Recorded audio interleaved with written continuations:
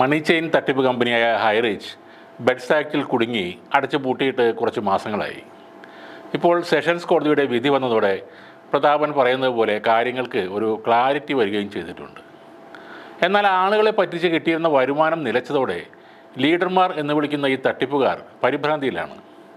ഏതു വിധേനയും കുറേ ആളുകളെ കൂടി ഈ കുരുക്കിൽപ്പെടുത്തി പണം ഉണ്ടാക്കണമെന്ന വാശിയിലാണ് അവർ മാത്രമല്ല, ഹൈറിച്ച് മുതലാളിമാരായ പ്രതാപനും ശ്രീനയുമൊക്കെ അവരുടെ കൂടെ തന്നെയുണ്ട്. ഇത് വീണ്ടും പൊടി തട്ടിയെടുത്ത് ജനങ്ങളുടെ ഇടയിലേക്ക് ഇറങ്ങാൻ വേണ്ടിയാകും കഴിഞ്ഞ ദിവസം ഇവർ ഒരു ബില്യനേഴ്സ് മീറ്റിംഗ് വെച്ചിരുന്നു. ഇപ്പോൾ ഈ വരുന്ന 7-ാം തീയതി, അതായത് നാളെ, വീണ്ടും ഹൈറിച്ച് കമ്പനി ഒരു മീറ്റിംഗ് നടത്തുകയാണ്. HR innovation business development meet എന്നാണ് അതിനവർ പേര് നൽകിയിട്ടുള്ളത്. കുറേ നാളായി ഒളിവിൽ പോയിരുന്ന കള്ളന്മാരുടെ നേതാവായ ജിനിൽ ജോസഫും രംഗത്ത് വന്നിട്ടുണ്ട്. ആളുകളെ പറ്റിക്കാൻ കഴിവുള്ള അദ്ദേഹത്തിൻ്റെ ശബ്ദം ഒന്ന് കേട്ടു നോക്കാം. Hello, good morning everybody. HR innovation എന്ന് പറയുന്ന കമ്പനിയുടെ ബിസിനസ് പ്രൊമോഷൻ ആൻഡ് ട്രെയിനിങ് ഈ വരുന്ന 7-ാം തീയതി തൃപ്പൂണിത്തറയിൽ ഉച്ചകഴിഞ്ഞ് 3 മണിക്ക് നടക്കുകയാണ്. പരിമിതമായ സീറ്റുകൾ മാത്രമാണ് ക്രമപ്പെടുത്തിയിരിക്കുന്നത്. ഈ ട്രെയിനിങ് പ്രോഗ്രാമിൽ പങ്കെടുക്കുന്നതിന് ചില നിബന്ധനകൾ നമ്മൾ ഏർപ്പെടുത്തിയിട്ടുണ്ട്.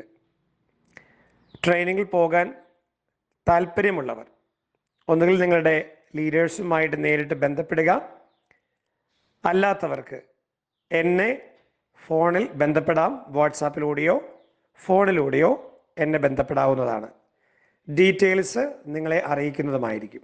തൃപ്പൂണിത്തുറയിലെ ക്ലാസിക് ഫോർട്ട് ഹോട്ടലിലാണ് ഈ മീറ്റ് നടക്കുന്നത്. ഇതിലാകെ വളരെ കുറച്ച് ആളുകൾ മാത്രമേ പങ്കെടുപ്പിക്കുന്നുള്ളൂ. 500 സീറ്റുകൾ മാത്രമാണ് അവിടെ ഉള്ളതെന്നും പറയുന്നുണ്ട്. ബില്യണർമാരായ ലീഡേഴ്സാണ് അവിടെ ആളുകളെ കൊണ്ടുവരേണ്ടത്. കൂടെ 4 പേരെ ഓരോരുത്തരും കൊണ്ടുവരണം.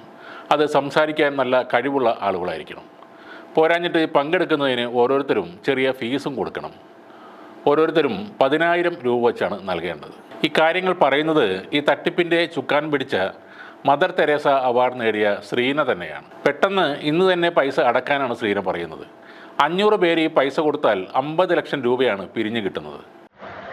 മൈ ഡിയർ ബില്ലണേഴ്സ്, ഈ വരുന്ന 7-ാം തീയതി നമ്മുടെ HR ഇന്നോവേഷൻ്റെ പ്രമോഷൻ മീറ്റിംഗ് തുടങ്ങുകയാണ്.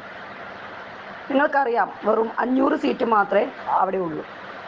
ഈ 500 സീറ്റ് ഇന്ന് തന്നെ നിങ്ങൾ ഓരോ ബില്ലണേഴ്സും 4 പേരെ കൊണ്ടുവന്ന് ബുക്ക് ചെയ്യണം. ഇന്ന് തന്നെ ചെയ്യണമെന്ന് പറയാൻ കാരണം, പുറത്ത് ഒരുപാട് പേര് എൻക്വയറി നമ്മളെ ചെയ്തുകൊണ്ടിരിക്കുന്നുണ്ട് അവർക്ക് ഈ മീറ്റിംഗ് അറ്റൻഡ് ചെയ്യാനായിട്ട്. അപ്പോൾ പ്രതാപൻ സാറ് കഴിഞ്ഞ മീറ്റിങ്ങിൽ നിങ്ങളോട് സൂചിപ്പിച്ചിരുന്നു, ഒരു ബില്ലണർ 4 പേരെ വീതം കൊണ്ടുവരണം. പക്ഷേ ആ 4 പേര് നല്ല ലീഡർ ക്വാളിറ്റി ഉള്ള ആളുകളായിരിക്കണം. ടോട്ടൽ നിങ്ങളടക്കം 5 പേരാണ് നമ്മൾ ഒരു ബില്ലണറെ കാൽക്കുലേറ്റ് ചെയ്യുന്നത്. നിങ്ങളൊരു ബില്ലണറും പ്ലസ് നിങ്ങൾ കൊണ്ടുവരുന്ന 4 ലീഡേഴ്സും. ആ 4 ലീഡേഴ്സിനെ നിങ്ങൾ തിരഞ്ഞെടുക്കുമ്പോൾ ശ്രദ്ധിക്കേണ്ട കാര്യം, എത്രയും ആക്റ്റീവായവരും നല്ല രീതിയിൽ പെർഫോം ചെയ്യാൻ കഴിവുള്ളവരും നല്ല രീതിയിൽ പ്ലാൻ പ്രസൻറ്റേഷൻ ചെയ്യാൻ കഴിവുള്ളവരുമായിരിക്കണം നിങ്ങൾ കൂടെ കൂട്ടേണ്ടത്.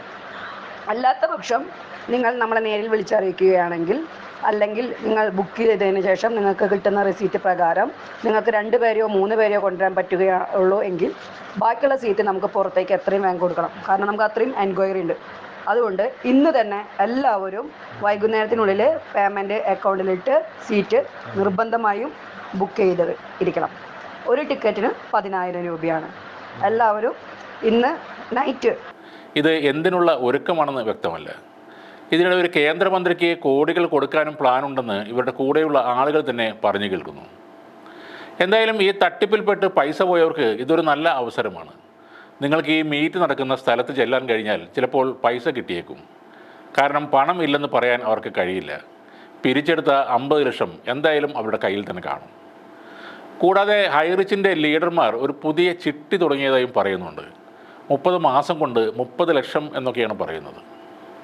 ഇത്രയും പ്രശ്നങ്ങളുണ്ടായിട്ടും കോടതിയിൽ നിന്ന് എതിരായ വിധി വന്നിട്ടും വീണ്ടും പൈസ പിരിച്ച് ആളെ കൂട്ടി പുതിയ ബിസിനസ് പ്ലാൻ ഇവർ ചെയ്യുന്നുണ്ടെങ്കിൽ അതിന് പിന്നിലും ആരെങ്കിലും ഉണ്ടായിരിക്കും.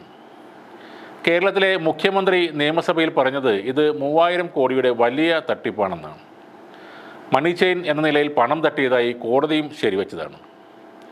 അതേ കമ്പനി വീണ്ടും ബിസിനസ് മീറ്റ് നടത്തുമ്പോൾ യഥാർത്ഥത്തിൽ ഇവിടുത്തെ നിയമങ്ങളെയും ഭരണകൂടത്തെയും വെല്ലുവിളിക്കുകയാണ് അവർ ചെയ്യുന്നത്.